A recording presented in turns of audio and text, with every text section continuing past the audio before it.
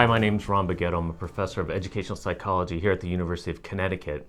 A key question that I've been interested in my research is how do we respond to uncertainty? The uncertainty we face in teaching, learning, leadership, everyday life. And this is a topic that I take on in my new book, Big Wins, Small Steps, How to Lead For and With Creativity.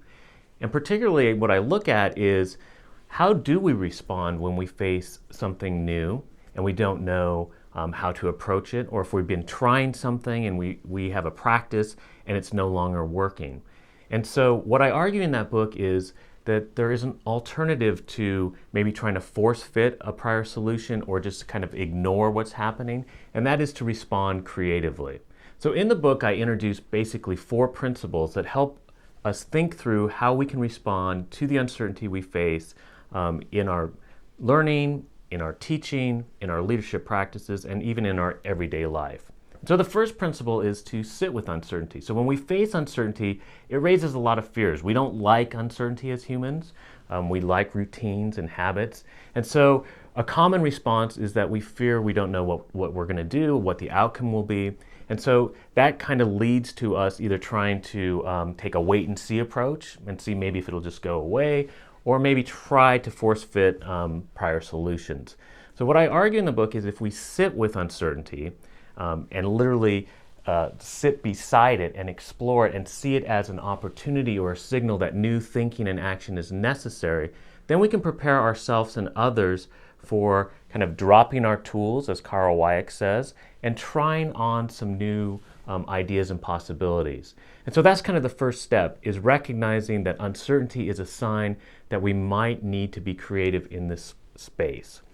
So then the second step, once you've kind of prepared yourself and recognize that this is a time to try out new thought and action, is to actually engage in possibility thinking, to ask the question, what if? What if we tried something new? And so in the book, I talk about how oftentimes we need to kind of kick ideas around with other people, but we often don't know how to do that. So I have some ground rules and some protocols to help us think through how can we start thinking differently about a problem we're facing as teachers, or if learners are working on a project that's particularly ill-defined or complex. How might they think through that activity in a different way, or an educational leader, for example?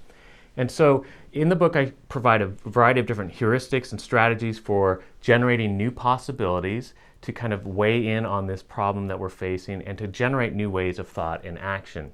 The next principle then is to then prune the possibilities. So once you've generated possibilities, how do you know how to select them? So no matter how great an idea is, if you can't put it into action, it's really meaningless.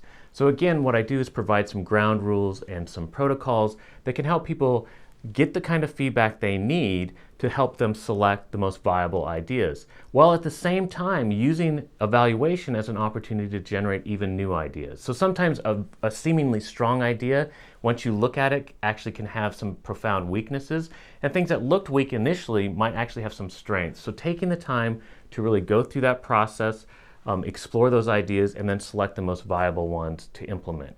So then the final stage is to put those ideas into action, to take measured action.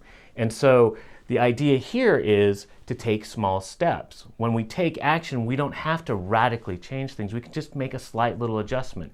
And so many of us wear things like I'm wearing on my wrist right here an Apple Watch. People wear Fitbits.